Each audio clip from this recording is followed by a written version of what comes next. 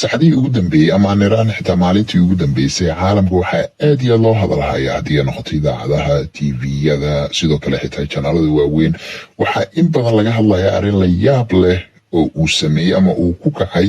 aktarka caanka ah ee la yidhaahdo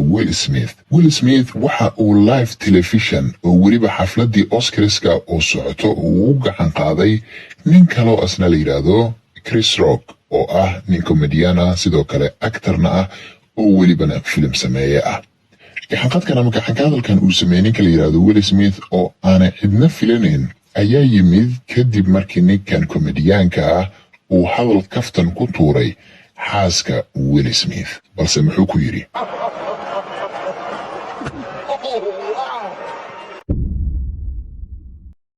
maanta arrintan kulley sidaa hordhacaad ku maqasheenba oo ah runtii arrin adduunka haysato darteed ayaa isoo celisay oo bal aan isiri muuqaalkani maadaama laga yaabo in dadka qaar intay korka arkeen aanay fahmin yacni qotadiisa ama hoostiisa ama dadka qaarba xitaa ayna maqlin markaasi aan idinla wadaago okay haddaba actarkan la yidhaahdo Will Smith oo ah runtii nin isagoo aad u da'yar kusoo biiray dhanka iyo Hollywoodka filmaan aad u tiro badan markaasi sameeyey 2021kii waxa uu soo saaray film la yidhaahdo King Richard oo markaasi ah runtii film aad iyo aad u xiiso badan filmkaas ayaana markaasi waxa uu ka dhigay inuu u tartamo ama loo doorto amaniyaasha markaasi u tartamayo Oscarka 2022 xafladan lagu bixinayo abaalmarinta Oscarada ayaa waxay lahayd daadiyaashaas uu ka mid yahay ninka la yiraahdo Chris Rock oo ah nin lagu yaqaano inuu yahay comedian sidoo kale actorna ah sidaan hore u sheegnay xitaa film sameeya ayaa waxa uu ahaa markaasi mid ka mid ah daadiyaasha xafladda markaasi loo qabanayo Oscarska haddaba Chris Rock oo shaqadiisa ugu weyn ay tahay inuu yahay nin dadka ka qosliyo sidoo kale waxa dadka uga barteen ay tahay midaas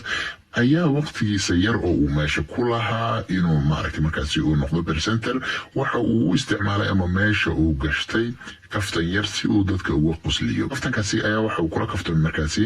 xaaska Will Smith oo la yiraahdo Jada Smith Jada, I love you. G.I. Jane 2, can't wait to see it. All right?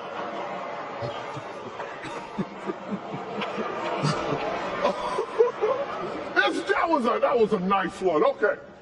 I'm out here. marka Jada isagoo la kaftamay ayaa wuxuu yiri Jada waan ku jeclahay yiri marka G.I. Jane 2 ayuu markaasi uu kula kaftamay oo uu meesha ku soo daray oo markaasi macnaheeduna ay tahay sababtoo isla markaasi kaftankaasi dad badan ma aysan fahmin marka G.I. Jane ayaa marka macnaheedu waxay tahay waxa la yiri waa film soo baxay 1997 markaasina ku saabsan ama aktarada ugu weyn ama roolka ugu weyn markaasi ay tahay gabadhaas oo sida ay ciidamada kale oo ragga ah ugu dhex jirto markaasi madaxa xiiranayso marka kaftankaasi oo dhan marka la isku soo dardaro waxa uu ku saabsan yahay maadaama xaaska Will Smith ay madax xiirneed ayadoo madax xiiran markaasi ay meesha fadhiday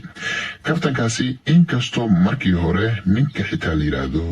Will Smith uu u arkay yani wax lagu qoslo oo ku qoslay ayaa sidoo kale labadoodii oo isag fadhiyaan kaamiradu waxay soo qabanaysaa xaaskiisa Jada oo dhibsanayso kaftankaas ama aanan u arkin wax markaasi lagu qoslo isla markiiba waxa isrogayo oo intuu istaago u tagayo Chris Rock ninka la yiraahdo Will Smith waxa welibana la yaab leh marka uu u socdo uma socdo ninkani soo dharbaaxi rabo oo kale oo waxaad moodaa inuu la sugayo oo uu ku simayo hal mar inuu hor istaago halka ninka la yiraahdo Chris Rockasna uu qosolkiisa iyo yani inuu dadka madadaaliyo sii wato isagoon welibana xitaa ogeyn ama aanan filanayn ninkani waxa uu ugu yimid balse hal mar ayuu waxa uu ka warhelayaa dharbaaxsho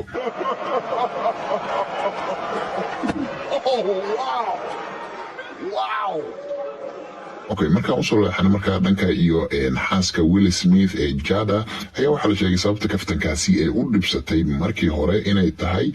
maadaama madaxeeda inuu sidaas u xiirnaado aysan ahayn wax ayada ay dooratay balse ay tahay xaalada caafimaad oona la yiraahdo alopecia oo ah markaasi xaalad qofka yani meesha timihiisa ay ku yaalaan ama madaxiisa ama meesha timaha markaasi ay kasoo baxaan qayb ka mid ah ay timaha kasoo bixi waayaan ama timaha ay ka daataan. sida darteeda ayaana markaasi waxay sheegtay oo Instagramkeeda ay ka cadaysay in marka ay dooranayso inay si xur ah timaha ay isaga xirto maadaama xaaladaasi markaasi ay haysato oo ay la dagaalamayso dadkana inuu madaxeeda uu daboolnaado ama wax ay ku xirnaadaan markaasi u arkayaan in yani qaliin iyo waxyaabahaasi ay ku samaysay.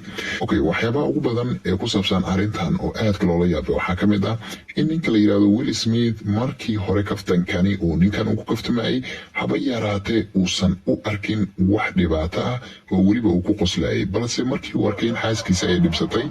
intuu kacay welibana uu falkaas aadka loola yaabay uu sameeyey oo ninkii uu dharbaaxsho ku dhuftay. sidoo kalena waxyaabaha lala yaabay ama arrintan laga soo qaatay ayaa waxaa ka mid ah oo welibana la ammaanay sida maaragtay deganaanta leh oo ninka la yiraahdo Chris Rock uu arrintani uga falcelshay. welibana markii uu kasoo tagay ayaa si kaftan ah isagoo dadka qoslina wuxuu yiri hadda Will Smith ayaa aniga dharbaxshi ugu dhuftay. adi yani hadal noocaasi u dhigma balse yani qaab kaftan oo maaragtay hadal suuqeedna uu ku jiro, balse isla markiiba waxaa dadka ka yaabshay oo jawaabay weliba cod dheer ku jawaabay Will Smith oo yiri afkaaga oo sidaani ah xaaskayga magaceeda ka ilaali. Chris Rock ayaa yiri arrintan kaftan ayay ahayd see wax kaga qaldan yihiin oday, balse Will Smith ayaa markale ku celshay It was a G.I. Jane joke.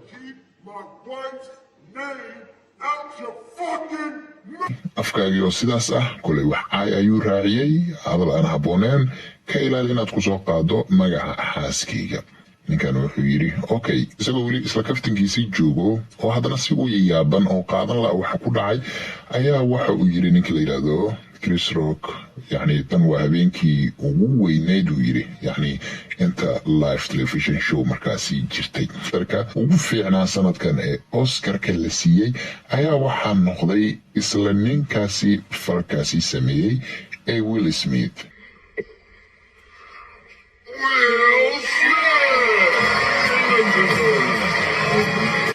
Will Smithna marka looga yeeray stageka ama masraxa si uu u gudoomo abaalmarintiisa ayaa sidoo kalena waxaa lagu soo dhaweeyey hadal halkaasoo uu sidoo kalena raaligarayn uu ka bixiyey waxa uu sameeyey walow uusan raaligarayn toos ah uusan siinin ninka la yiraahdo Chris Rock. aniga waxaa laysoo baray uu yiri inaan dadka jeclaado,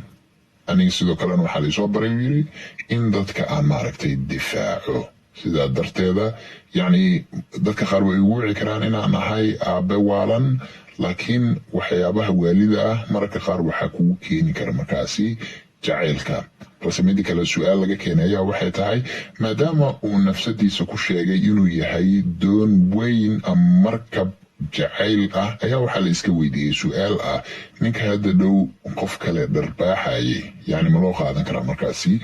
in oo uu jacaylkaasi doonta ka buuxo uu yahay. inkastoo dadka qaarna ay leeyihiin markaasi ninkani waxa uu difaacay xaaskiisa,